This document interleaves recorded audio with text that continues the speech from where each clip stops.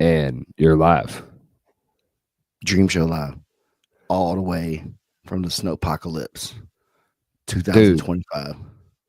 We got a lot of snow. They How told us much? it was gonna be like How much snow do y'all have right now? a lot. Like I don't know, I wish I had our soundboard with the Evan song. that would A have been lot. it, That's man. it. Like the alleged thing was that we were gonna get maybe 1 to 2 inches.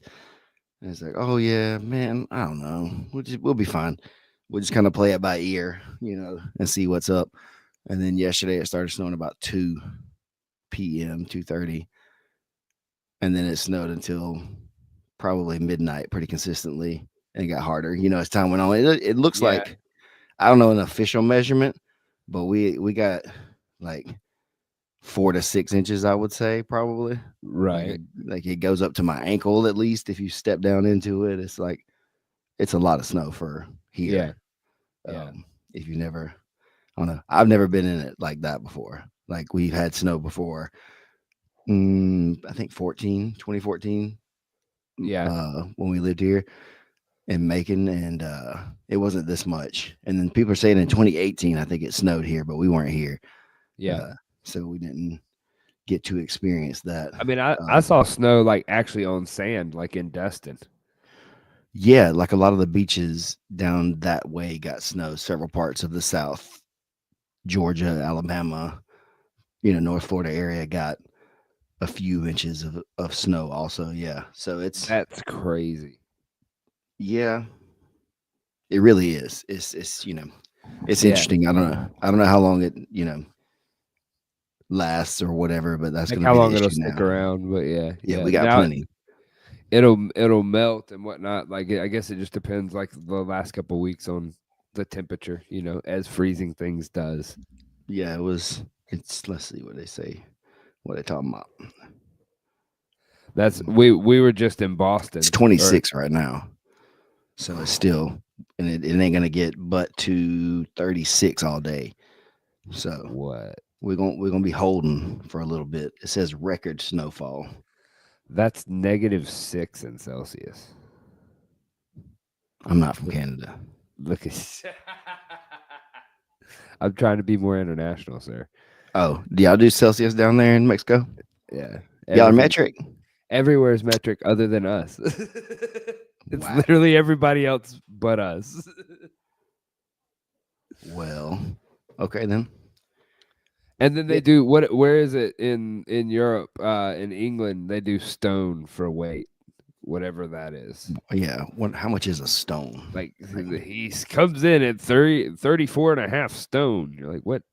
It's How, just like which, this which standard amount. stone? Yeah, there was a standard stone that they would use, I'm sure.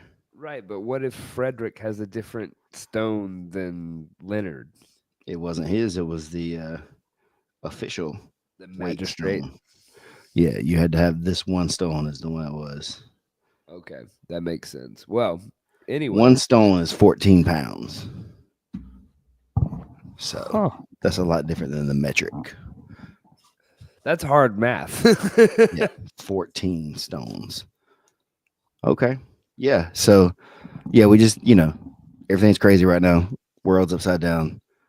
The polar ice caps are melting. That's why we're getting this cold weather.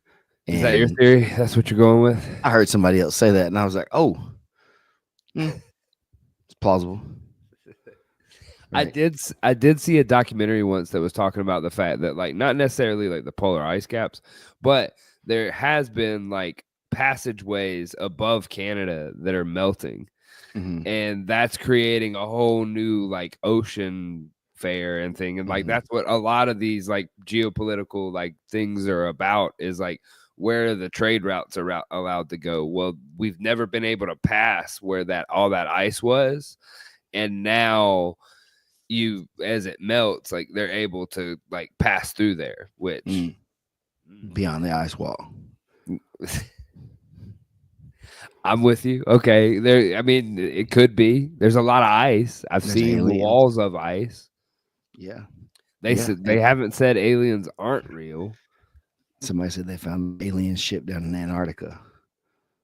But I don't know. It's melting. It's so I don't know. That was it. Just made sense that kind of if cold stuff is melting and it actually is coming down, you know, it's still cold. It's even though it's Yeah. not ice, it's still going to be cold compared to us down here.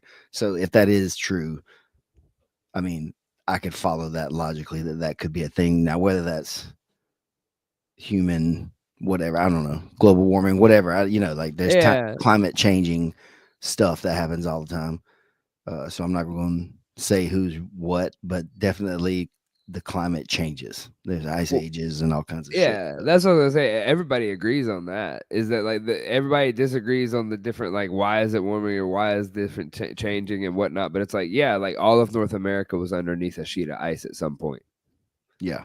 To which some people would be if you believe in history and believe that like that's not just a story, but like all the like all the different scientific points that we've used for the last like foreseeable like past like shows like, yeah, there were places that were covered in ice that are no longer covered in ice. There were Oh, places that were totally. jungles that are now deserts. Like Yeah. And it changes. it's really interesting that that's happened so many times and we don't know why. Not, I mean, we know why sometimes. We don't know why every time. We don't know, exactly what the reasoning or whatever was, like volcanoes can cause whatever, that maybe it's an asteroid that caused whatever. There could be solar flares that cause whatever, Aliens. yeah, I mean, realistically, that could be also true, like we don't, Yeah. an alien being a meteor or an asteroid as well, too. Like there's some sort of something to that, right? There's got to be something on there that could be in Yeah. there, you know. Yeah. I don't know. That's interesting. That's an interesting thing. Is like what could be on those rocks that kind of turns into whatever, like evolution, like whatever that is. Like it starts as this little thing, now it interacted with this thing, and I don't know. Now you got steel or whatever. I don't know. Well, haven't human beings always been like somewhat nomadic to a point that like it's interesting to me that we've We're gotten animals, bro. we've gotten so married to the idea in our modern society that it's like, well, the dirt that's underneath my feet, like this is the only thing that matters, and yours, I need what's underneath yours so that I can sustain mine. And so like we have this weird like attachment to it to where like you're like, oh, these are the homes. Well, if the ocean rises, then maybe the house that's below the level of the ocean probably should move. I mean, it's going to if the ocean rises one way or the other, right? It's going to be I moving mean, somewhere. And that's the thing is anyway, no, it's that like and you say oceans, but there's lots of things where people you to sustain human life, you need to be close to water. You need to have access to stuff like that anyway. And so definitely living close to sources of water, there's opportunities for floods or any kind of thing like that that could, develop. And then, if you're talking about beaches and things like that, then yeah, the oceans rise. And if, a certain amount, that's what happens. And you see they're finding stuff off the coasts of lots of places where now it's starting to, the water's receded or whatever it is a little bit. And now you can right, see that right, there's this old, ancient civilization thing that was there. And, maybe right. there, people already got that information or whatever was around at that time. It's not like some lost, as in we've never thought of it kind of civilization, maybe in those ways. But yeah, there's a lot of stuff we don't know. And the weather is undefeated. I think the weather's undefeated. Yeah, well, the nature does what Yeah. nature wants. Then we're gonna flood you. We're gonna fire you. We're gonna something wind you to death. Whatever. Dude, speaking of the weather, we went to okay, it wasn't Boston. It Don't was you call outside, that shit Boston? bro. It's Don't you Boston. dare! Me and Keelan were outside the like we got done with the qualifier and we were coming in from the hotel, like coming into the lobby, and we were standing there and we were having the conversation about like the different like dialects of different languages and how like people from the places can tell, oh, they're from this part just by the way they hear them speak. And we were like, isn't that crazy how they can do that? And as we walked by a group of people, I mean, no offense to the Bostonians. I'm not even gonna try to do like a proper impression of it. But it was one of those things where we had the moment where it was like, oh, I can definitely tell you where that guy's from. From Boston Yeah. with a car, So, with the cars out there. which I was unaware. I always knew this of I like don't know how how to believe. small that area is and how, but like people were like, oh, yeah, I'm from New Hampshire. And you're like, oh, wait, that's like right there, isn't it? And it's like, because we're so used to the state, like I'm so used to in the South that it's like, oh, Big. something could be 17 hours that way and only be 2 states over. Like, Yeah, that is interesting. They are very condensed, I guess, in a lot of ways up there. And some of the spaces are yeah, obviously spread out too. But like that was one of the things I noticed going up to the Northeast a little bit is it's not as far apart as we down here might imagine it. Because from here to over where you were in Montgomery, that's all the way from you know across 2 or 3 states up there, and you yeah, like I said, you could be yeah. in Delaware and in Pennsylvania or some shit. I don't know. They might be next door.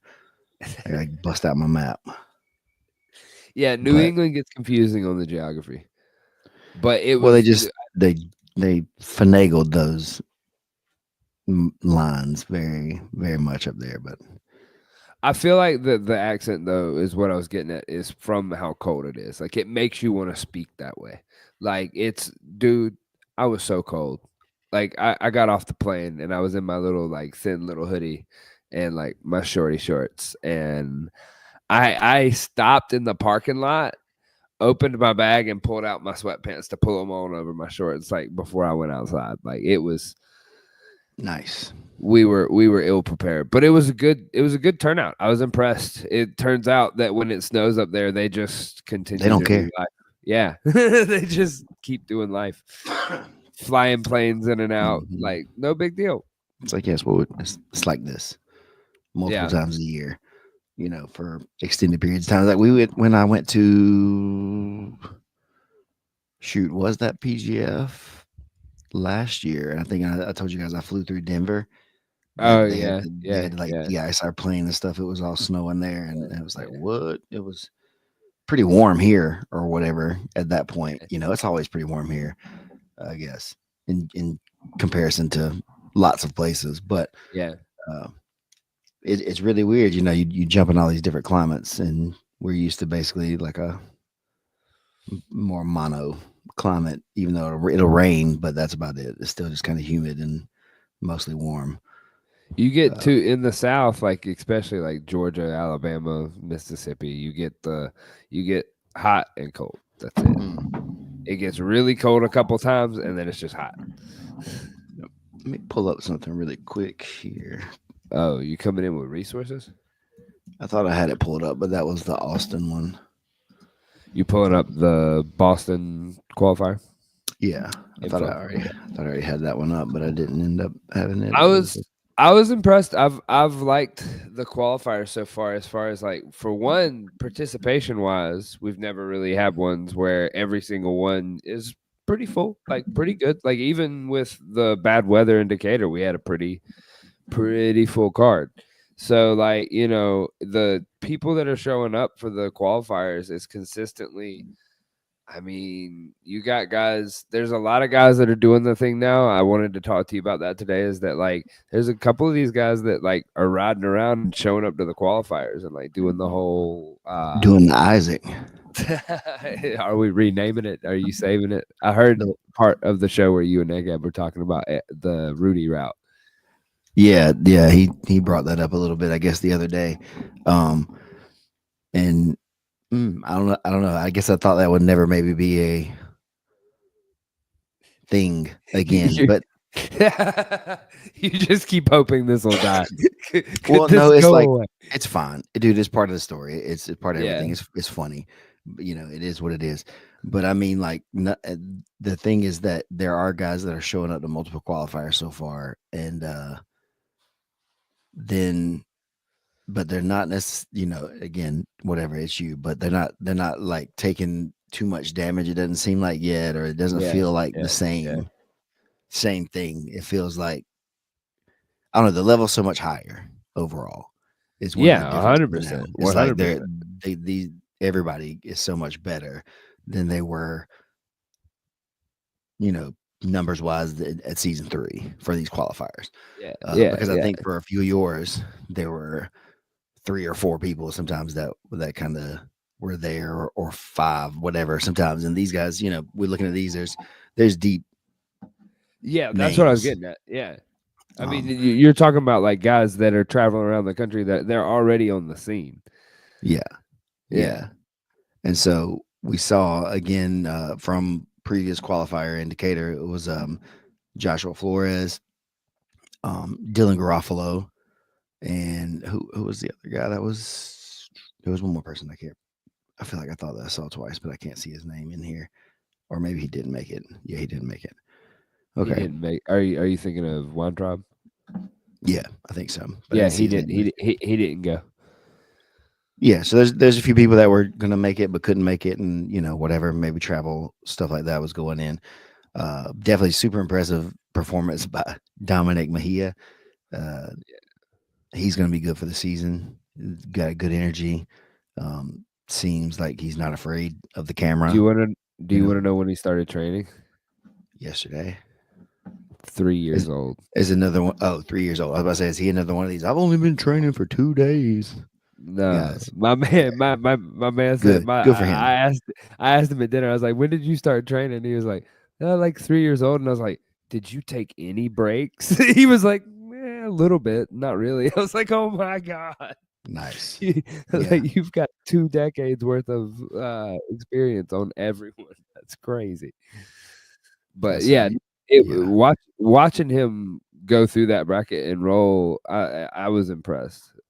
He's really good. Yeah, he was really, really good, and even called his shot prior to the finals match. He didn't get it in under the minute like he had hoped, but he did get the finish that he was saying he was going to get. So that was cool. It was nice to see Yeah, that, and specifically for me in my gig. Once we get out there, that's the kind of people that I need to be with, more or less, too, because that helps me get the show off better. We have better interviews, and we could play, and that stuff's fun. I feel like it makes better entertainment when they're that way. The guy's like really confident, and he's gonna say something. He didn't say anything offensive, or he wasn't like right. cursing anybody out or anything like crazy or whatever. It was just like confident, and he looked like he's like handsome. You know what I'm saying? Another like good looking kid Well, that you you think said he coming is for that handsome title? You think that's up I for don't know, grabs? man. Like the level keeps getting higher and higher all the time now. With everything that we're doing, there's still some ugly mugs out there showing up, but it's definitely you know leveling up. There's a Yeah, higher caliber, um, but no, but definitely like he just seemed like he was really comfortable being also like in front of the camera or on the camera and on the microphone yeah, a little bit too. So those two things combined is going to be really fun to see. People were curious why he didn't get it, maybe an invite automatically, but the New Wave team has the defending champion on the team, and so if we're gonna kind of stick by those rules of you can't really bring in free extra teammates or whatever, however that you want to say that, then technically he would need to go through the qualifiers to make it, because Reese Lefevre is the reigning champion at the weight class, and their yeah. teammates in the room. um, some people are saying like that'd be crazy to start getting them on the same team if the coaches could do that. Whoever the coaches are, that'd be a really dominant team. So there's already people in the comments and stuff too starting to try to put together their own teams, however they think they can. I don't know how much of the Yeah, roster is actually released to everybody, but it's really deep. It's yeah. really really deep, and there's a interesting mix of guys too, top to bottom, that can play the game, that are experienced in the game, and that are all around just exciting kind of grapplers, but also guys that are familiar now with the PGF system. I think the alternates, we'll see guys who are familiar with the system more. Again, a lot of the alternates are guys that come from qualifiers or come from previous things like that too. So like a Dylan Garofalo, man, I really hope that he can get through somehow. Like he's been really somebody I've enjoyed watching. He's been exciting. He's had a chill demeanor too. You know what I mean? He's a pretty cool guy. He's Uh, he's who caught Nick in Decatur, isn't it? Isn't I that believe so, yes. yeah, Uh-huh. with that crazy I've been watching that one where, The like, hip. he did that, like, crazy, I like, couldn't tell if it was, like, into his knee or his hip or whatever it the was thing yeah, finally I was. think Nick said that it was in his knee, but, Yeah. it was and he tapped early, like, I don't think he Yeah, got hurt, but before it it got to yeah. whatever, yeah, Yeah, it was but he was like, funky. "Yeah, I was definitely caught," and then I Mm, remember I saw him share it on Instagram. Dylan shared it on Instagram where he I was have to look like, that up. "You don't need the knee line," and I was like, "Wait, what?" And Just break then it. I saw it, and I was like, Mm. "Okay." Yeah, I'll have to look that up then and see that, but he's been really interesting, to see, and he hasn't won either of the qualifiers, but he's been in there with everybody. Yeah, He's given good matches to people, but, yeah, I think, the thing maybe he knew is that he may get tired because he was cutting a lot of weight, speaking of Garofalo on this, and so back-to-back weight cuts, if yeah, it was a big one for him, back-to-back weeks, could be tough. That could be really tough. I've never done that, so I don't know what that feels like, but I can imagine one and then doing another one without being able to have that time in between to refeed and, like, to get reset yeah, and just to kinda get get your whole self yeah. together again. So I don't know, maybe that's something that he's done a bunch, but I don't know, that pr Does he have a probably re affected his performance. does he have a wrestling background? I don't know. I don't know. Imma have to look it up more I now, would imagine and dig the into it. wrestling background, if you have that, like, that might be make that a little easier because 'cause you're used to that, like, weekly weight cut. Maintaining that, yeah, Yeah. having to have your spot. Yeah, and but then long term, what does that do for you I mean, to we've shown that make it the most of diminishes it? most your athletes, like, most everybody's kinda steering away from that tactic. Yeah, you stay weak and hungry. You're not really Yeah, doing as good yeah, of work, as you could. Um, but he's also really exciting. Roger Santos was exciting. He put on some really good matches, made his way back up into the final. Just wasn't able to get through.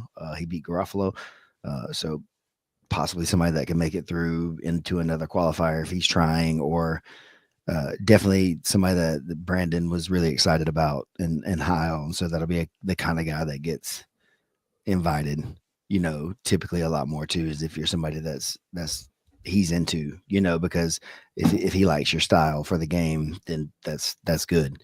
Doesn't really yeah. matter what it is. And But, I mean, remember that last season, somebody who very well could have been one of the and performed very well in the season, Abe was an alternate. He mhm, was a solid like, we've got people that are in the top of the pile that are making it I mean, I think that we're to the point now at the PGF that you could fill a card up with B plus B athletes and some of your A athletes every season for a while. Like, I think that it's exciting. I think that the rule set shows new aspects of people's game that we never seen before.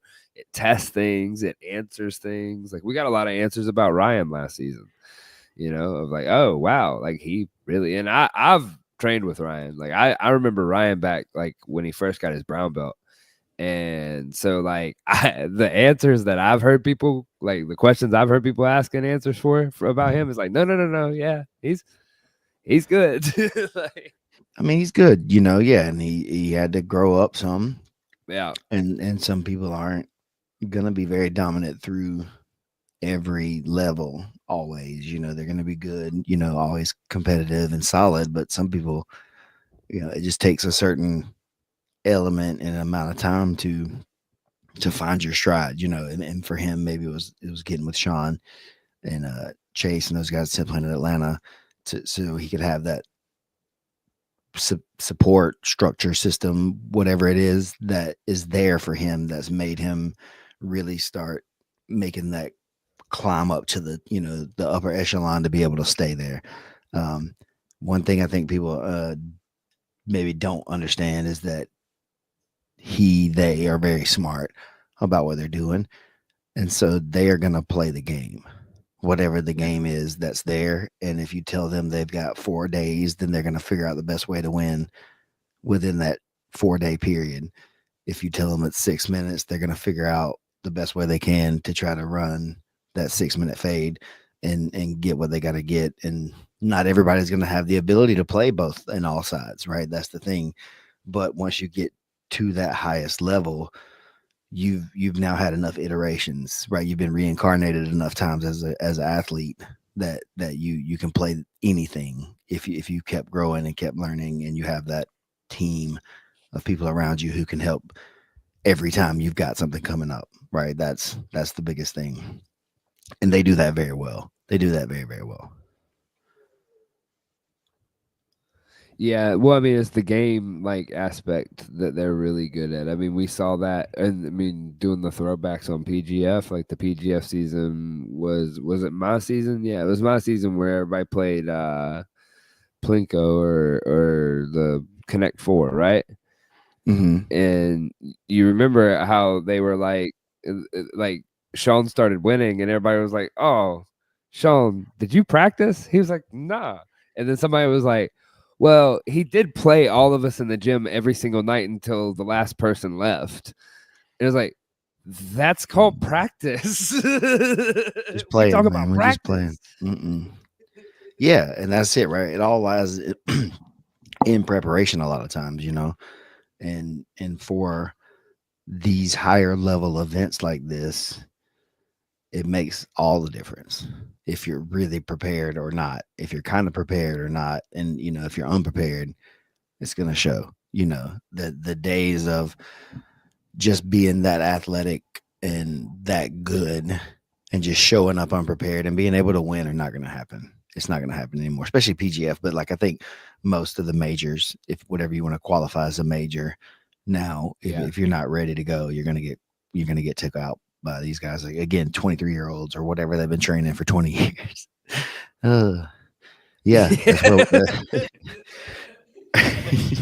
That hit you in live action, real time, right there. That was I great. That mean, was a it's real noise. yeah, it is what it is, right? I started 25 or 6 years old ish, right there, at the middle of 25, almost 26 years old. That's the first time I really trained. I had Yeah. fights, or and had learned some boxing, but not like a boxing school or a boxing trainer or anything like that. I just knew how to punch and be tough, Yeah. uh, but studied, footwork and different things, but didn't know anything about it a lot.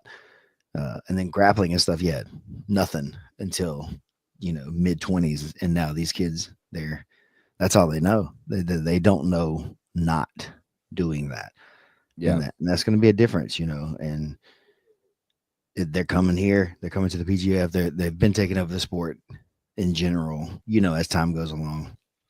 And I think in these lighter weight classes, you'll see it faster than at the Yeah. heaviers. The The athletes can take over in that like 155, 170, Well, even because the speed, 185. the Yeah. older guys, your speed will go away faster, and that matters a lot more at the In lower that weight level. classes. Yeah. Yeah, Yeah. and the speedier they need to hit that corner a little bit quicker. You got to have that gas pedal a little bit more open, more often in those age groups or Oh, in those and weight groups. And then now that the age is down, that's the thing. You see them just trying to break people with pace. You're just trying to break them with your pace, yeah. and then that's not been traditional jujitsu for the most part. Well, yeah, what's his name that won combat jujitsu? Was that Matt Minch? Is that how you say his name? Mash, Mash. I think so. I think it was like a He very good Matt Mash. example. Sounds Well, good. yeah, Yeah. yeah, Was very it good. the kid who won It- 80cc? The as I think it was that just outpaced everybody to the little lightweight kid. I don't know, coming out of my mind now, but we talked yeah, about it back yeah, then too. Um, but yeah, it's different now. It's different now in that way too, and so that's the same thing with most combat sports or sports in general that rely on you being at the top physical athletic form. It goes away. It goes yeah, away. yeah, And it is what it is. It's just the natural cycle of things. And these kids are coming and they're exciting and they want to play the game, it seems like. And I'm here for it. I'm super here for it. The more and more that we talk about it, the more times I get to go and explain it to people who don't know it. I feel more comfortable and more confident in the game that we're playing and how we're doing it, even if people don't leave feeling it the way that I thought that they would. Like used to, right. it would just be like, ah, whatever. If they don't, this is just like our game. We're just having fun. We're playing with the homies and we're doing this thing together or whatever it is.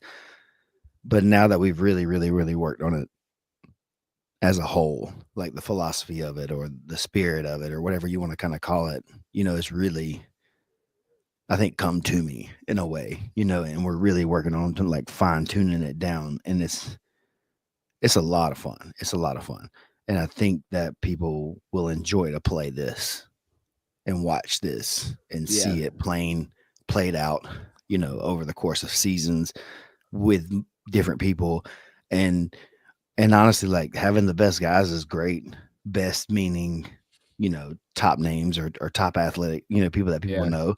But at the end of the day, if some of those people don't play the game well, that would ruin it too. So having somebody who's into it, young, exciting, doesn't have to necessarily be the Hall of Fame caliber grappler that's coming through is going to make the season exciting. It's going to make the show exciting, and they may or may not score points, but they're good for the Yeah. game, right? It's good for the game, and people are going to have to learn Yeah. to show up and lose and be okay with that, and show up and deal with it again and again, and, That's not let it bother you. being okay to lose is like the main criteria I think for being great in the PGF thing is because like it's gonna happen. If you play the game enough times, like it's gonna happen. And This isn't so boxing. We're not boxing. We're not looking for you to be 42-0 and well, that's part of the untouchable. problem with combat sports, is it not? Yeah, Like no, it we is. expect perfection when It doesn't perfection is exist. impossible. And so, like, a guy that would be a great or a girl that would be a great champion gets thrown to the side because you're like, you lost. And you're like, Mhm, well, that person on the other side of whatever combat thing we're doing, they're the greatest too. mhm. Especially when we're talking about the championship. We're talking about the top 10. Like, what are we talking about? Yeah, he lost to another top 10 guy. Like, I mean, even losing earlier though, like that's what I'm yeah, saying. Like I on feel your you on way that. up, man. Like you're in your first few fights or whatever, and you're fighting somebody that's a good fight. You're not fighting somebody that you're supposed to just walk over. That's why that hurts them, is because they're putting them against people that they're supposed to just beat, and it's not supposed to be a problem. And so then you lose to somebody that you're not ever supposed to lose to. That's why it cripples you. But if you go out there and you fight somebody on the level, and it's a good, tough fight, you get the rub, so to say, from that, even if you lose, and you level up. Like for me, fighting early on really, really good wrestlers was the thing I had to get over, I had to start, and, yeah. stay on my feet, not let them get me down, because my jujitsu wasn't good enough yet until one fight the guy kept getting me down, and then I found out, oh shoot, my jujitsu is good enough, and then from there Yeah. I still, I won the fight late, uh, but I got my butt kicked for a long time in that fight, but my jujitsu sustained me, and I was able to come back and win. From there, I learned, oh shoot, okay, my jujitsu's good now. So then I got more confident through that. Or one of the fights I lost, I fought, 3 really hard, tough rounds with the guy, and he beat me pretty bad, pretty bad, for the first Yeah. round or two, and then late in the third, again, I finally was coming back and starting to win and got a takedown and stuff like that. And it was a championship fight, and I was like, man, at the end of it, during the interview, I was like, man, I want to fight 5 rounds, like do it again, because I felt like I was just really like coming on strong. But going into it, you know, I was confident. But then once the fight started, he just started like working me. And so I was like, oh, And you're this has like, never happened oh, before. Yeah, I don't know yeah. what to do. But then after that, again, learned, okay, I can hang. I'm tough. Nobody's just putting me away. If I get hit hard, I don't just go down. If I do get taken down and somebody's hitting me hard, I do know how to hold and fight back and clinch and work back up. I'm going to be fine. And when I get scared, I'm going to fight. I'm not going to quit. Yeah. Yeah. I'm not going to run away. I'm going to fight when I get scared. So I learned that, and you had to go through that to know, or I did, to kind of know that. And so I don't know if people are trying to go through this in the gym more than out there in the world, which is, maybe a thing, but I don't think you get that same experience walking out there in front of everybody to fight, making the walk and all that kind of stuff versus, hard sparring in the gym. Well, That and could be there's the agreement aspect, I feel like, to it. Is that like when we've made the agreement in competition and like what we're doing there is that like we've agreed that this is how hard we're going. That like mhm, this is the and that's where like I was getting it in a second I was going to ask you is that like So when you get to that experience, and some of this is a little bit of like a personal question, I guess, is that like when do you look at it where we can't even agree on how to score a guard pass unanimously across the community? So we have these like journeymen and these people that end up in these positions where they don't have terrible records. They don't have, great records. But you have all these different losses and these different things early on that are arbitrary. Mm. And it's like, whoa, okay, getting at what you're talking about is like, whoa, how do we get to the point that like the person that's coming up can grow and understand and figure it out versus it be like a winner loser situation? Because there's always going to be a loser. Does it mean that Yeah. guy sucks? I mean, I think like we've talked about before, but definitely in fighting, I don't know, man. I don't know. I don't know how you can just get away from that altogether because it's such an entrenched model now, right? Because somebody definitely in a real fight, Go back to who, tournaments, yeah, single night tournaments, okay, and then that'll decide it too. That was a thing, having to fight multiple times in one multiple day times, because everybody loses but one guy that night. Everybody's gonna lose except for one guy. yeah, And so yeah. that's a thing too. Is now that is still fighting then, and it's not a sport, I kind I of like guess. that. Um, But it's it's still true. a sport. It's But I just mean, like I the guess wrestlebacks, so. right? Yeah, I It's guess just like so. I just mean wrestlebacks. like Like, in that way though, is like you're gonna fight until you lose almost, or you're gonna win. Like you yeah, don't get just to coast necessarily and get through and get this win and then wait 6 months or a year and then wait for the next easy pick 'em to come through and pick 'em. It's like, yep, you fought a guy, you got the pick 'em guy in the first round. Guess what? Next round, here's Isaac. He beat his pick 'em guy too, and he's ready. Now your yeah, second round fight is a real fighter, and now okay, whoops, Isaac, you beat him. Now Isaac, you're fighting the number one guy in the world now because he got through the other side of the bracket. yeah. Turns out he had a buy and another guy. The other guy quit and he fought an alternate. And so, yeah, Good luck. you 2-0 though for the day, Yeah, right? And so then you get to make that choice. And I was watching something, man, I can't remember. Uh, one of these things there. Oh, it was Don Fry talking about when he had to go out there and fight Mark Coleman in the tournament finale of that one he had, and he was like, all these other people were like not gonna fight. They weren't gonna do it. You know, nobody wanted to do it. Whatever, whatever. And he basically was just like, I gotta do it. Like, there's no like choice not to go do it or whatever. And he's like, I was just praying, like this is Don Fry. He knew that once he got took it down, Coleman was gonna start headbutting him. He was tired. He done been, you know what I mean? It's like, he's already had 3 fights. Like, I'm gonna make yeah, him do yeah, it. Right, I'm gonna make him do it. You're gonna make him prove it. And yeah, that's, I think, one of the big differences too. That people are not doing that, And if we're going to go back, I don't know. I guess maybe this was on the PGF Insiders show with Fyodor Nikolov. He was talking about this kind of stuff, and like here in America, people get really, really into like the woofing and all that kind of stuff, the talking and all that kind of junk, but they don't really ever do anything. Like yeah, the people, there's no blow off or yeah. whatever. They never And have to deal with the consequences. Yeah, but over in Russia or whatever, he's like, if that stuff happens or whatever, they'll set up. We've seen that stuff kind of stuff, but they'll just have them fight. And then like if you and me were talking shit as like content creator guys or whatever, and you called me out and I didn't do it, then people would lose respect for me because I yeah, didn't go do the thing. It's like, well, shut up then. Like you can't like yeah. basically, I tell you guys sometimes like don't say anything if you're not gonna like If you're not follow. gonna do something Yeah, about it, yeah, just at least like keep that same energy. If you see him, keep that same energy. That's all I'm saying.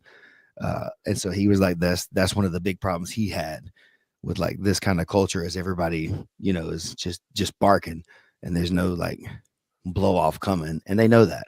And you saw that he's tried in interviews and different things like that too, to figure out his way in this world, while still being true yeah, to himself and yeah, stuff like that. But I agreed fully with what he said. I think that's been a big issue.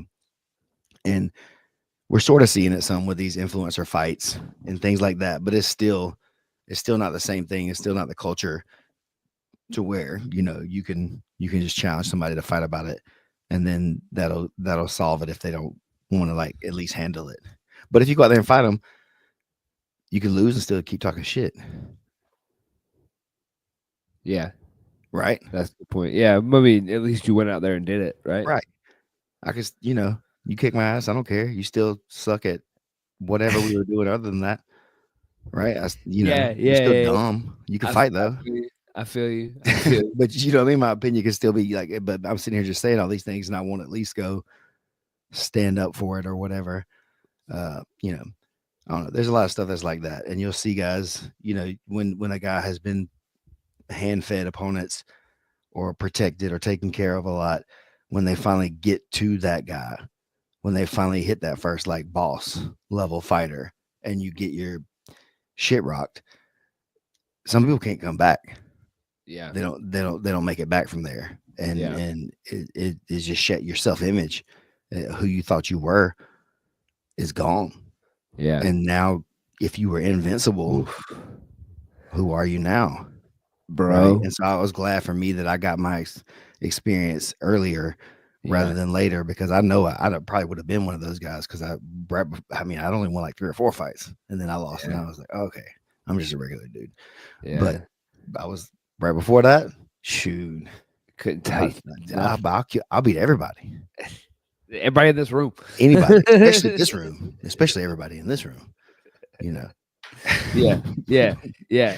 No, and that's I think that's the nature of it too, right? That confidence. Um, and I know a dude that's local, and he actually used to train with us. Um, and the kid was very talkative a lot, and always very self promoting and whatever. Um, Tough, but not very good. But then somehow got the whatever and started just fighting people anywhere that had whatever records, going the Jonathan Ivy route or whatever that is, where you're just fighting anybody with bad records and different things like that, and blew his record up really high. And so people on the internet like knew that, oh, guy, he's so good, blah blah blah. But all of us that kind of knew him were like, what the hell? And so then, some dude called him out to a fight, and whatever, he, didn't do it locally. Uh, but long story short, he's done, 12, 13, 14, 1 professional fights all around, whatever places they've flown him to Europe or to, these places to fight people on these other shows, because his record looks like what it looks like. But where then he they did get one. to go with 14-2 versus Versus their other whatever guy, and up and comer guy at mhm, promoter and game. so then he did a bare knuckle fight recently, last few months, and like got knocked out in 9 seconds, because he, like boom, and it was just like, but he got paid, and he made a lot of money for it, and whatever. That's all those people are into it for. Uh, so there's a lot of stuff like that, but like you don't ever fight anybody. The first time you fight somebody tough, you're gonna get destroyed. You have to have that. You have to have that on the way up. And if I could see you doing it smart, you can give each people those opportunities, right, to work through it. But that's the long game, like where you fight those kinds of opponents on your way up, right? Like if you're a really good striker, then yeah, you can kind of start there a little bit, but then you're gonna have to fight a tough wrestler soon. You're gonna have to. Maybe you start with a jiu-jitsu guy though first. That way he But can't really necessarily do good takedowns. like if we're talking about like You see so what I'm saying? all like well, and we're talking about like combat sports now, right? And we're talking about Yeah. like MMA. Well, at this point, like when you're talking about a homeboy that started when he was 3, I don't know Like what is. jujitsu or whatever, yeah. I'm sure he's a. I know he's like primarily a jujitsu guy, but there's guys like him that grew up in an MMA gym. Mhm. And bruh, he's not a jujitsu guy. He's not a wrestler. He's an He's an MMA MMA fighter. guy. Yeah, yeah. No, and that's what I'm saying though, but still within that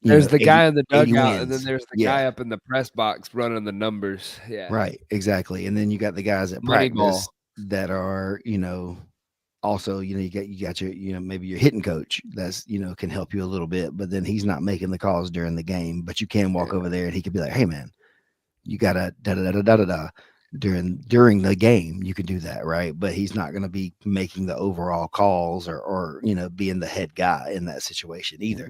And I think a lot of us are more of the X's and O's guys for Yeah. jujitsu coaches and things like that, because that's been the role that we've more or You less had to basically play. had to coach yourself. Like, everybody's kind of been their own or their homies or to the side, and it's not necessarily Well, there's there been a wasn't a few long of term play. There was Yeah, what, yeah, 4 yeah, matches, yeah, 5 matches in yeah, the day to yeah. get through, or whatever it was like that. So there wasn't like a Survive.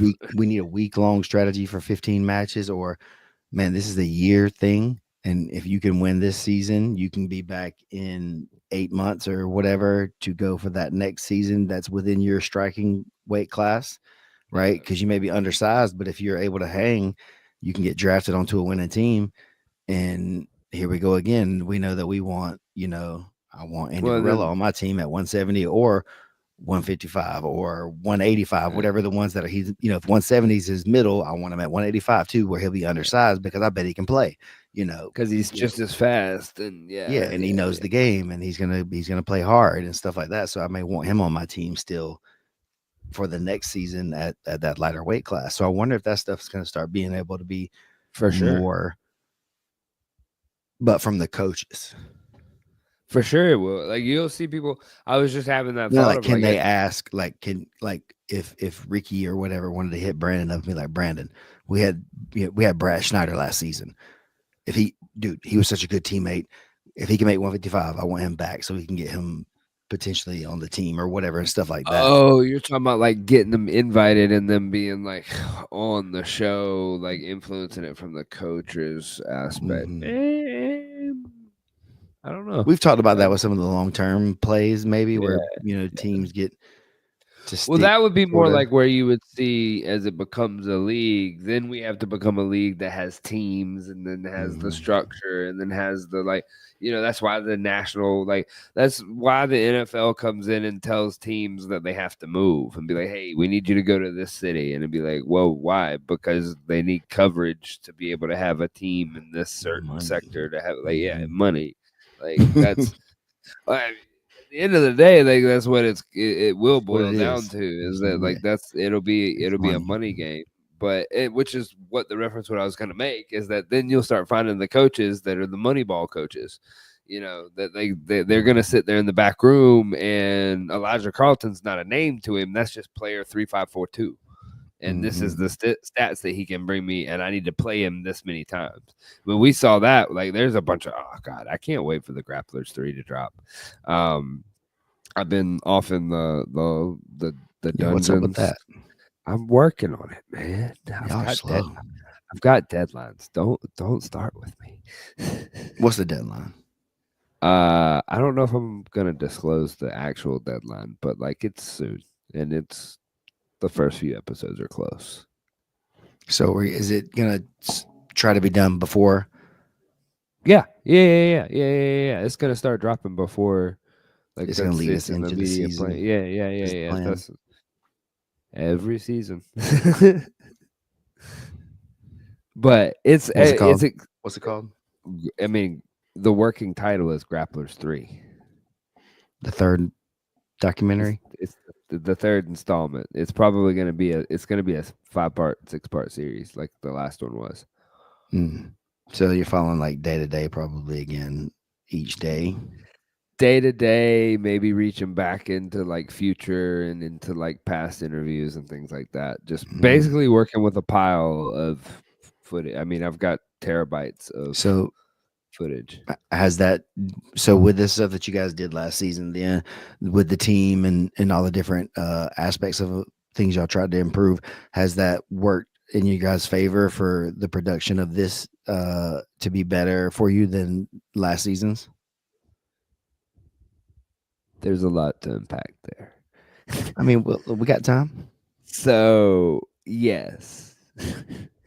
So if you Um, guys don't know, Isaac helps do most of the documentary stuff with Keelan and them. He's very, behind the scenesy with the camera teams and the documentary teams, and he sits there and pushes buttons a lot during the show. But around that, he's involved in all the other stuff too. So I'm asking him questions about the documentary process and some of the stuff that we don't really talk about publicly very much because I think they try to keep it a little too under their hat. So I'm putting him on the spot.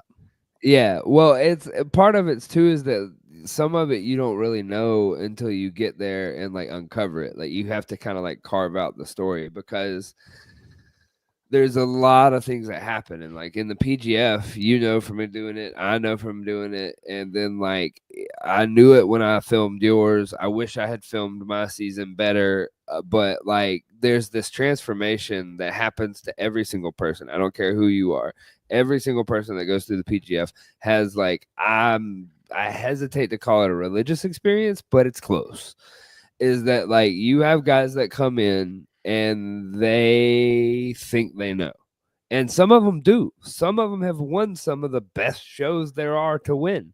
Like some of them have been in the game for countless years.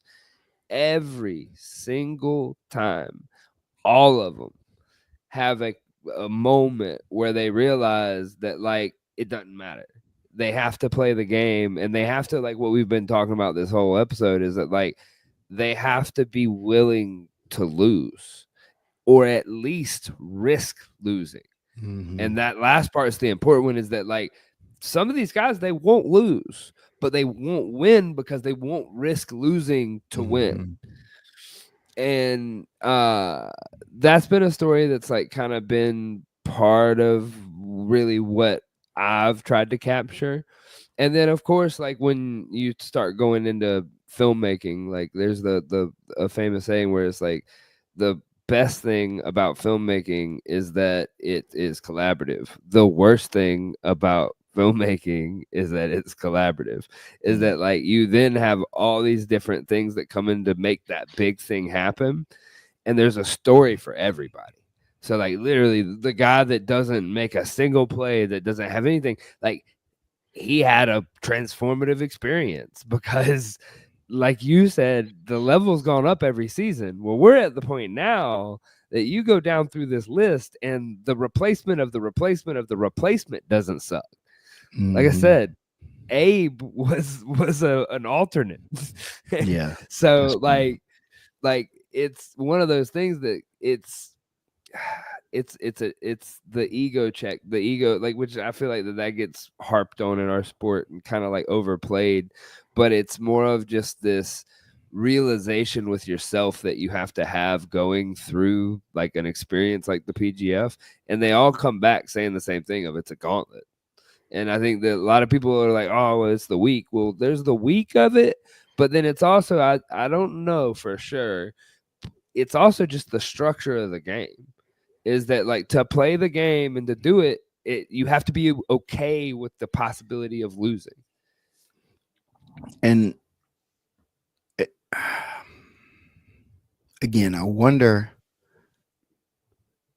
and I know, I guess, but I wonder how much of that is going to start shifting away as we have coaches that can help with that as they come in. The athlete or whatever, they're gonna, not that they won't have those moments or whatever, but that the coach could help you prepare for that to be coming and to tell you, listen, hey, Isaac, I love you, but you are going to go against Ryan Aiken this match.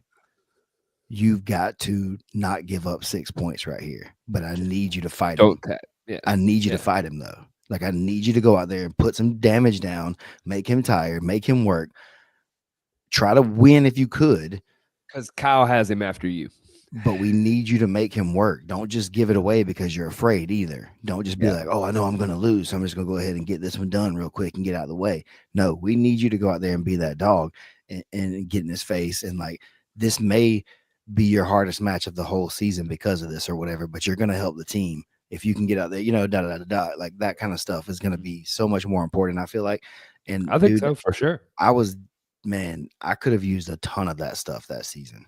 I could have Yeah. used, we Yeah. were out there just, the blind leading the blind essentially, and somehow I was the older dude there anyway, and I didn't know what I was doing.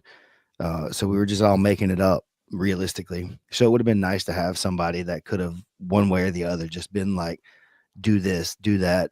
Don't worry about that. I'll do this. You worry about that. I'll tell them we're not doing that. You'll do this instead. Stuff like that. We start to be that liaison between the player and the league too. Yeah. Because a few things that we were doing for our season, we're just disconnected too, because we had, a room somewhere separate from where other people were staying a lot. And so we were having to kind of patch into the system a little bit more. But for me, it would have been nice to have somebody that was just like, hey, this at this time, do that. Or if I was like bitchy a couple of those days, I could have like cried to them like I did to you. And then they would have had a good answer for it, and not just like, yeah, I don't know, man. We got to do what we got to do. Kind of like, because you didn't know either. Right. So it's just kind of like that thing is like that would be, I think that is the big swing that we'll see is when we can get to that too, where the coaches are able to really affect that change. And maybe they already are, and I don't get to see it.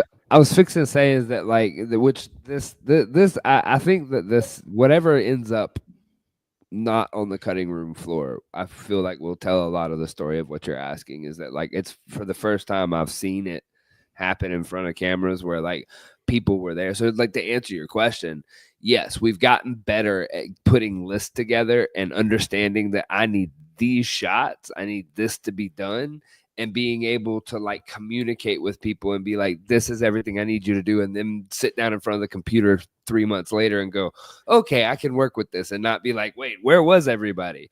So like so now, in general, right, the story is going to happen at certain points, at certain places, during certain events or things. And so when XYZ is happening, we need somebody capturing that, because nothing may happen but 3 or 4 times so far when this kind of thing came up. That's when a pivotal like kind of moment happens. So we want to make sure we have people there catching that kind of stuff. well, okay, and like I'll share a little bit of this because I'm it's one of those things that we're an hour deep into our show, so like if you're still here, sweet. Fans. There's a moment or a couple moments that I've found that would only have been found if this is how we did it. And basically I have hours and hours and hours and hours and hours and hours and hours of watching Hodger Gracie just watch a match. And I don't know if you've watched him too much. My man's not very expressive. He's that like stern, like he's here for Stoic, yep. business, stoic. I have twice in moments where I see him like smile and like nod that you're like, that's the one like if you're the grappler on the mat and you looked over and saw that, you're like, oh, thank you. Thank you. Like, because it's like that's the type of thing. And I was gonna say, even then, you're talking about the coaches are going through their own thing of like transformation because they don't really know what they're getting into at this point. Like we're kind of like on that second, third. So like you're talking about Dean. Well, Dean is starting to kind of like his brain's rolling, and he's been around at the top of the pile for a long time and things. And so he's like, okay, well, this is how this works. And like you said, the exit, he's a real detail of like, here's the like one technique that would be like super helpful in a moment type of guy. Hodger's the guy that tells you he's proud of you and you go murder everybody. Right. No, for sure. I could see that. There's people that can do that, right? There's people that can garner your an aura or whatever and again, there's different ones for different people too that'll make it work, exactly. Because some people will be really put off by Hodger's demeanor like that because they can't connect to you and they feel like that's not good. Read it. They don't. But some people I'm not well. I'm not coached well by that personality type. I respect it, understand it, and see it. But like if I'm the competitor or whatever, like I need to be a little bit more able. I can't look at you and you have no facial expression because I'm struggling to even like tell if you're paying attention to where like that's difficult for me. But then you look at like flip on the other side and look at Carlos and like this really good interactions that I've seen in the behind the scenes footage, and like I've talked to Carlos and been around him some, is that like My man is like super personable and like, how's the mom and kids? Like, he's that kind of coach. And you're like, Mhm. okay, well, that's a different style of coaching that you can see. But and to each his own, like that. But like it's fascinating to see everybody go through those like growth through the week, and as it changes and as the different things happen, and you see the guys that like come in and they're like, my guard's impenetrable, and then like in the first 3.5 minutes of the season you're like, huh. And then watch people deal with it, and then they go through and they learn and they come out on the other side. And I will say, very rarely, if I can think of any, I can't really think off the top of my head of any, do they have a negative experience on the backside of the PGF. On the backside of the PGF, even the guys that don't win the PGF or figure it out or quit or leave or whatever, leave in the dark of the night, like all of them on the other side usually come out better, and you see them start to elevate. So it's a pretty fascinating little contraption. I'm with it. I like it. I'm ready to do more. Um, we gotta get some stuff moving over here too. I feel like to keep it going, we need to do a little something on this side between seasons to keep it going. The game, not necessarily PGF itself, but the movement to get people playing it, right? To have the game going more, and then that similar to what ADCC did, I guess, with a lot of the open, so that way you can play it, you can get into it, and you can start to learn to love it. Um, and people will really get behind it. I feel like too, because we've seen it so many times in the partnership with Enigma and those guys. They're just freaking out. It seems like every time they did, like they're like we were during those first couple of seasons. Every time they go through a show where they see the result of these matches being pressed, this way, and not just the tournament matches, but the super fights or whatever we're calling them for those shows too, is like the game makes itself fun. The super fight part of it or whatever, I don't know, always might not lend to that exact same thing without an outcome. You know what I mean? Because it's just kind of like, oh, you just lost and or there's a draw and you're out of here or whatever. So there seems to, at least me mentally, needs some sort of conclusion. But with the season or the tournament side of it, that doesn't always have to exist.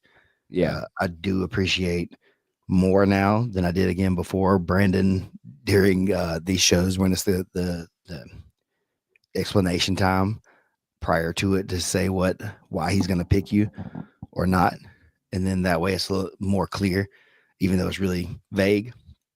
Because in the earlier iterations of it, that wasn't always clear, and it was just like you're just gonna pick your homie probably or whatever, but it's probably your homie because he was actually Right. more exciting, more into the game, more the reasons he's saying out loud. That's why he's more of Right. the homie, is because of these things. And so that's another thing that we're really getting good at, expressing the thing that it is. And people become the homie because they play the game. People become part of the fam Right. because they love the game. People are getting involved because they really enjoy the game. Um, Nobody but the athletes are making money yet. So like we're still all doing it, for the love of the game and everything like that. And we're still building it. And everybody that's jumping in, they're still jumping in, uh, knowing that they got to get their boots on and get to work. There's no handouts for anybody yet. And so it's really exciting to see those guys really, Enigma with Christos and Heath and their teams getting into it and working with us too, because I do see, at least for me, it feels like there's growth happening, and the conversations in the chats and then around that, and then hearing people who weren't exposed be exposed. And now Christos is doing a gi version, which may make the gi exciting again to watch. I don't know, I haven't paid attention to gi matches in a long time, but I could just imagine that now you're in these positions, Yeah. and you gotta go. That could be a lot more Yeah. fun. That could be a Yeah. lot more exciting. So It could I'm what if the people that are coming in are deciding to play the game. I think you that then that that's so ultimately it. then you either have, like, again, then this is going to be on them to stay in there and start throwing the flags and really hammer down on it, and then people have to be whatever about it, and then you'll have to say, well, then the the gi styles don't want to play the game. If that's what it Right. turns out to be, Right. then that's what it is, right? Then they chose that, but I don't believe that that'll be true. You don't think No, I, so? I think that there'll be people that'll be. I think once Yeah. again, I think once people play the game, they'll enjoy it, and I don't think Yeah. what you're wearing is gonna matter, if you got on clothes or not. I think you'll enjoy playing the game. I think it can I definitely think make it very different, but then yeah, maybe if you speed up the gi, maybe it becomes more fun again, even make though it's them not technical or whatever people want it to be. make them do the kickflip. Like make like do the thing. Like don't Yeah. sit there and hold them down the whole time. It's the same thing in Nogi. I mean, no shade at the two older gentlemen that were on the Enigma card there in Mm, the middle or whatever. But we yeah. had that conversation during that match. Is that like Yeah. we need to throw some flags on this. Like I respect you're playing the game the way a man should, especially in your Especially stature, at your your advanced situation. age. Yep. Well, and Mhm. the situation that they were in of like the size difference is like, no, no, Yeah. no. This looks like smart jujitsu, but I'm gonna just not switch the camera for like we need to move it along and do something, Mhm. make something happen. If you're the small guy, scramble around and do something. If you're the big guy, make the pass and get the submission. Let's move on, chop chop. Like and that's like I said. And so I feel like that the gi can be exciting in that way, in the way you're talking, but it's not gonna be in the big guys because the big guys aren't gonna move a lot.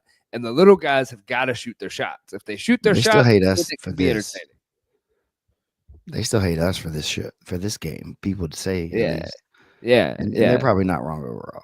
Overall, um, I don't know. I wish I knew what I knew now then playing the game, but I guess that's everybody after the fact, and I would love to get a chance to play somehow again, uh, just to go through it with a pure heart. I guess in that way would be really fun. Yeah.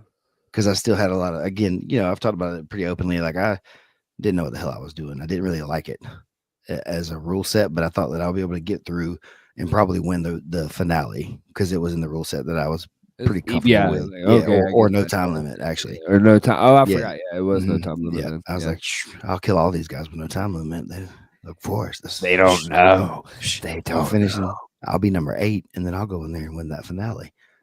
That was, we talked about that stuff. Yeah, It's like, I yeah. mean, I was delusional in a way, I guess, but that's I think You good for have an to athlete. Yeah, be no, at some of point. course. Yeah, yeah, yeah. It's like I really did believe I was gonna be able to beat most of them. I wasn't sure, but I thought I could beat everybody in no time limit. Probably, I feel that. I feel yeah. that. Um, but Well, that was not the case. You know what I'm saying? So, and yeah, and so that's the thing is that we played all the rule sets. We did it there. Matt and I had a decent match that was like 13 minutes long. Entertainment wise, I don't know how it felt for everybody else. It felt kind of fast and slow for me at the same time during it. You know what I'm saying? But then we had like Sam Barbosa and Elijah, where Sam was just kind of circling for like 45 minutes, where he didn't even do anything but like circle around the outside. And even his own coach was like, his home team coach was like, dude, do something. And that kind of killed that killed the no time limit matches for PGF. Then we switched to the EBI or whatever style OTs, and now we switched to just um, the back. It's just the back. it's a There is back. no Yeah, EBI yeah. OTs. Only back is just the EBI seatbelt starting spot for that, which is a way to get some definitive work in the 10-minute match with the flags being thrown. That I like that. I like that. Maybe I would have done better in that way too. I don't know, man, but I do believe that if our match would have ended at 10 minutes, I would have beat Matt Elkins in overtime. I'm gonna say that. You heard it here. I told Matt on the stream when we were at Decatur too. He was like, I don't know, you're probably right. But because he didn't have as much experience as I did, Yeah, probably. yeah, yeah, He's just yeah. such a gamer though, man. I can't say that for sure. But like I felt like definitely at that point I would have had the experience and the, factor for EBIOTs would have been probably in my favor with that situation. Especially at that Uh, point, because he was still pretty new to the not yeah, new to he it, but wasn't. like He he hadn't done wasn't EBI planet yet, 10th though. planet. Like he hadn't Yeah, really done. yeah, Even though yeah. he'd been 10th Planet-ish, he hadn't done a ton of EBI He had never been style really stuff. around it. Yeah, Yeah, yeah. and I He had was been more of the MMA, the other side of the things hmm before that. heavy Yeah. So wrestling still yeah, and stuff. yeah. Yep. And so for me, I was like, yep, I would have gotten that one in retrospect. But if we had a different match, he would have played different. He wouldn't have fought me the first 10 minutes the same way he fought me had he known he only had 10 minutes. I So believe I've heard someone tell me once the rules dictate the fight. the rules are the only thing that really matter. Oh, that kind of hurts. But it's true. I mean, I mean, of course, other things matter, right? But like, if we change the game enough, you know, then you just doing taekwondo or something. Like That's there's like basically what happened. Yeah. Yeah. grappling's wrestling, grappling's judo, grappling's Greco, grappling's jujitsu, grappling is sambo, grappling is, and they all emphasize a different point of the game. They all emphasize a different portion. Sumo, they all emphasize a different Yeah. aspect, and then they give you a different tool or uniform or something like that to use or not use in order to achieve that same general overall objective, which But is the body on principle. body control, man Yeah. on man, person on person, dominance, physically. Momentum, And, balance. and yeah, and so do you want to be able to grab their legs or no? Do you want to be able to grab clothes or no? Do you only want to be able to wear a diaper or no? Do you want to be able to step outside of the circle or no? Do you want to be able to fall down at all or no? Do you want to be able to stay down when you fall or no? Both shoulders or not. Yeah. Right. Yeah. Like, Yeah. and then what scores or not? Can you go belly down? Exactly. Should Which you we go come belly down? full circle back to my argument if we can't agree on what a freaking guard pass is. Good What is the guard? point. Well, do you have any I was trying to close announcements? the show on that one, y'all. He's like, damn it. That was a good one though. It was a good transition. I was like, yeah. You got a snow day. I forget that you just can just keep on keeping on, but No, I got some snow angels, and I'm about to go out here and get Jesus the Snowman built. We finna go do this. word. So you got Allegedly, you got to anything? wait for the snow. So we don't know how to build snowmans. I ain't never had this opportunity. So But wait, apparently, did you you can't look up really the build technique? them, huh? You looked up Yeah. the technique of Oh snow yeah. There's snowman building? apparently Okay. like a way. Well, now that it's melting a little bit more, that's the deal. It's like when it's fresh, you can't really build snowmans. It Right. don't work like that. It's got to be a little It's bit, too or powdery. you can spray. People say you can spray some water on it. I was like, that seems cold. I don't want to do that. But yeah, we're gonna see. We're gonna see. Okay. Catastrophe imminent. So hyped. Hyped. I look forward to the update. Do you have any big things coming up? I've got PGF this weekend in Austin. Dang, that's this week too. Yeah. Good God. I got to travel without a phone like it's 1992. What is this week?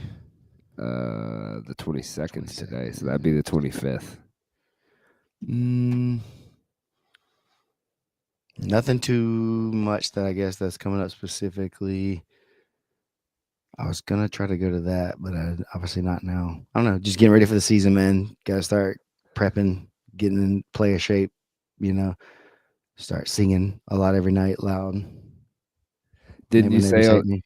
didn't you text me during the stream that you saw your job was safe from Keelan? Yeah, that was funny. I don't know. He was just not good. He's just doing other things. But I can't remember what happened at that point. He said something. He was just trying to I think he was trying to hype everybody up for the finale because it was late and we were trying to get out of there. And he was trying to be like, and now. Mm. He said their name wrong too, or something. I don't know. That's funny. Listen, and like your mom said, we all have our strengths. That's what makes the team great. If you put me in his role, the show would not go on, and so that's why they have me doing what I do, and we all do what we do because it works better. That was one of the funny things too. Is like we talked about that on the insiders a little bit, like and during the stream, but like 3 years, is when I started doing that, and during your season was 3 years ago, basically last week. And so, like, I had zero experience doing announcing. So, I like, everybody's remember. like, "Oh, you did really good with the commentary." I was like, "Yeah." I was like, "That was the job I was trying to get." Like, I was prepping for commentary stuff. I was like, "Yeah, I'm gonna try to get that, to get into that." Like, and then he just handed me the mics or whatever, And so from here, that's just been it. It's just been striking out, since there, and we're still doing great, and people like it and enjoy it, and 2 of the 4 biggest shows last year I was able to do as a ring announcer, which is stupid. But So I guess like of anything, man, just show up, and say yeah, and be willing to like fail, be willing to look bad, be willing to lose, be willing to whatever it takes. And one of the cooler things was like uh, when I first did it in the indicator, I was just like screaming into the microphones, just like just like. And my kids were like, "Why are you just screaming? Like you just screaming into the microphones. You're not like it's not like a thing, you're just screaming." And I was like, "Well, that's what they do, right?" In my mind, I was like, "That's what the job is, or whatever." When we were sitting at the school last week or something like that, and I was playing it on the school. I might have already said this story, I guess, but I was playing it, and Thomas was watching some of it, and he saw that it was me, and it was like, "Oh, you're good now," you know. He's like, "I didn't know that was you." He's like, I didn't know that was you." And I was like, "What? You haven't been seeing it or whatever it was?" He was like, "I mean, like we'd look at it or whatever." He's like, "But I just heard it, and then I looked up and realized that was you, and it wasn't like it was." He's like, "That's a real." He in his mind, he's like, "Oh, that's a real ring announcer." Oh, that's And my then dad. "Oh, that was you." It's like, "Yeah, son, what's up?" That's 3 years, but that's 3 years, and that's Yeah, yeah, yeah, hundreds yeah. and hundreds and Reps. hundreds of matches over that same time. So yeah, so just I don't know, man. Excited. That's what we got coming up. A lot more work. We're gonna push this thing as far as we can over the top, and take everybody we can with us. Word. Till next week, 10 a.m. ish. 2 fingers. Peace.